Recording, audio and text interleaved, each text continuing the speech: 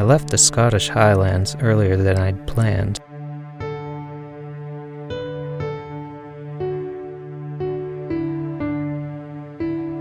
I meant to do the full NC 500 loop.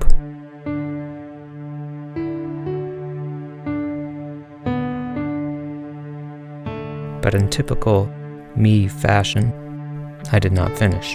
I never finish anything. Graduate school, my taxes, that I haven't done since graduate school, and the fact that they don't care says something about my financial situation, doesn't it? Now I was home, wishing I hadn't left. I could still be out there, adventuring. Thought what I missed was being outside all day, exercising, having an excuse not to shower, instead of not showering because of lethargy. But really, I think I missed the mountains. Nova Scotia doesn't have any mountains. Or does it? You may not know this, but our first language here in Nova Scotia is Latin. Thus the Nova Scotia, it's Latin for New Scotland. And we have highlands too, 7 hours away from me by car. Maybe this will get me back to normal. The Nova Scotia Highlands. Cabot Trail by bike.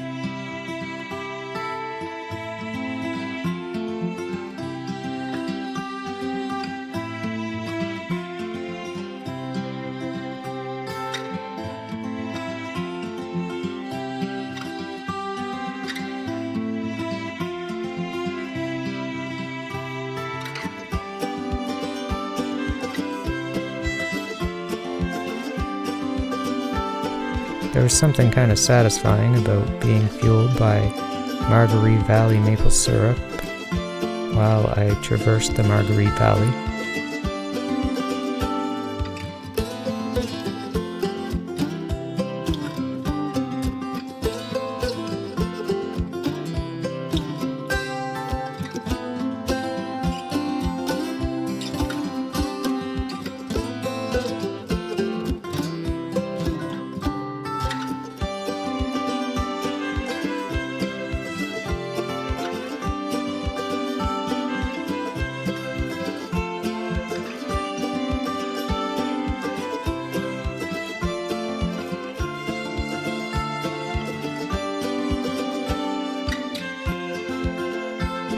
I'm doing the Cabot Trail clockwise from the deck. Day 1, there's no real climbs. I was thinking maybe this isn't like Scotland after all. But next week's episode will show how wrong I was.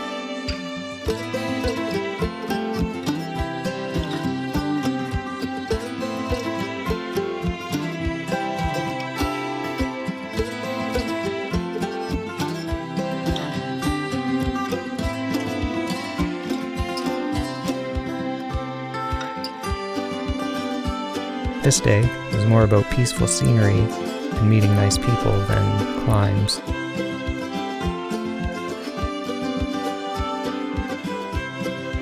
Very friendly people, just like Scotland.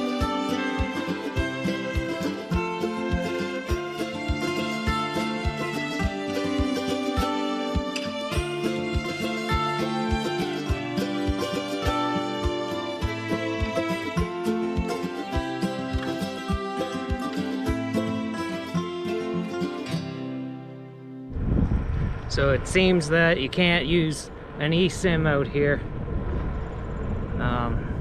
So I'm probably gonna worry my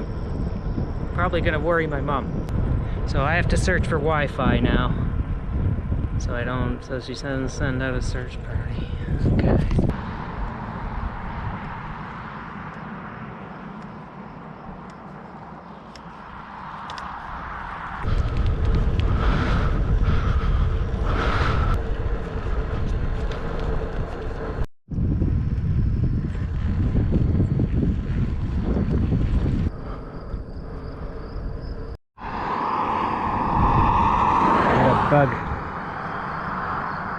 Got a bug in my eye.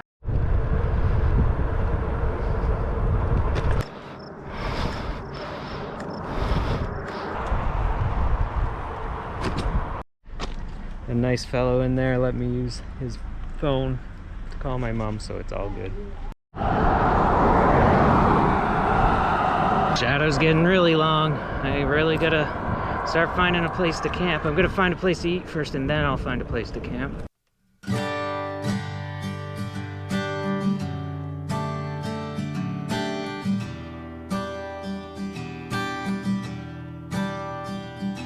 I did not find food. I was too much of a cheapskate.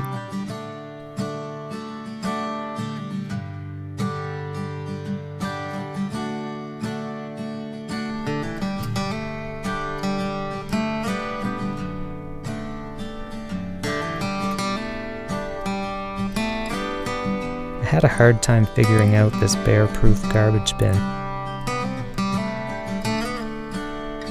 I guess that makes me slightly smarter than your average bear.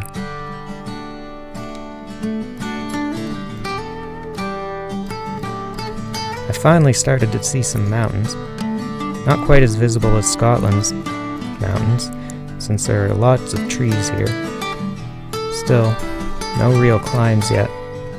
That'll probably be tomorrow, in that episode.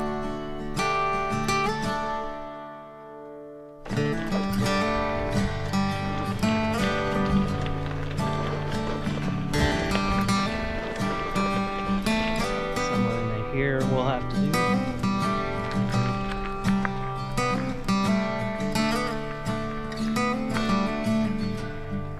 Maybe down in there.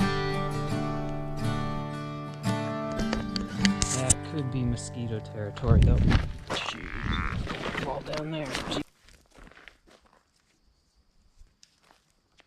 I'm usually pretty brave when it comes to camping. But I had on my mind something that I couldn't get off of it. I was quite close to the area where a girl was killed years ago by coy wolves. Cape Breton has coy wolves, hybrid wolf coyotes, and they're very large, apparently. I heard a lot about them from locals. Some saying they're bigger than a German shepherd. And there was a cyclist recently attacked. The story I heard was that he was bitten in broad daylight on the leg as he was biking by. Needless to say, I was starting to feel a little more anxious than usual as I set up my camp.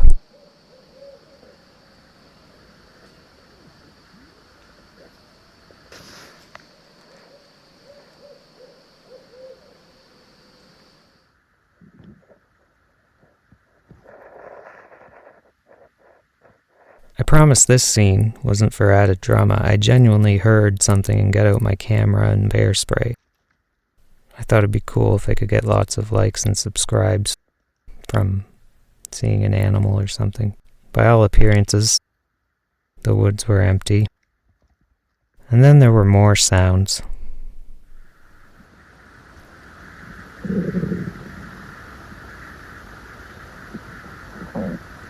Turns out chugging maple syrup isn't the best on the stomach. That was quite an exciting night. Didn't sleep very much.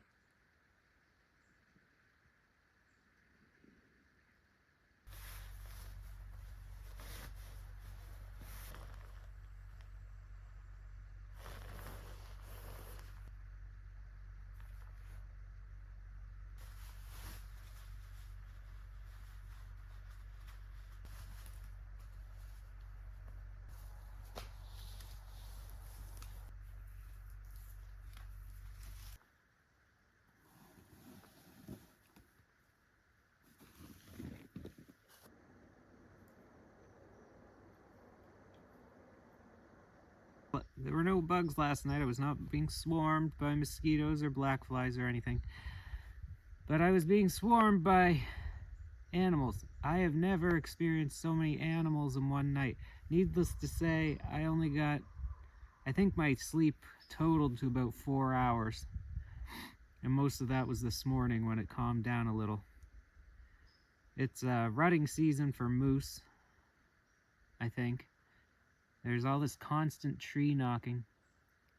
It's very concerning and close and jarring. It wakes you up from your sleep every time it happens.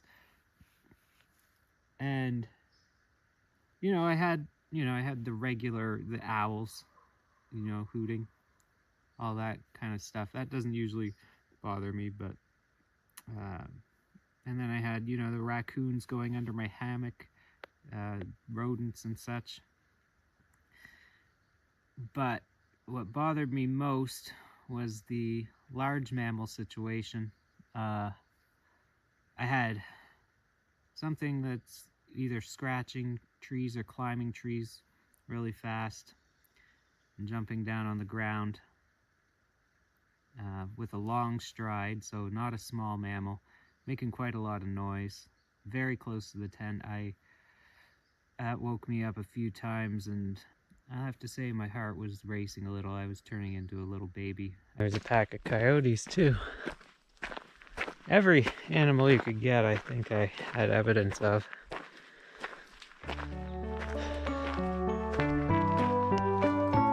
So I think I was turned off camping for a while from this.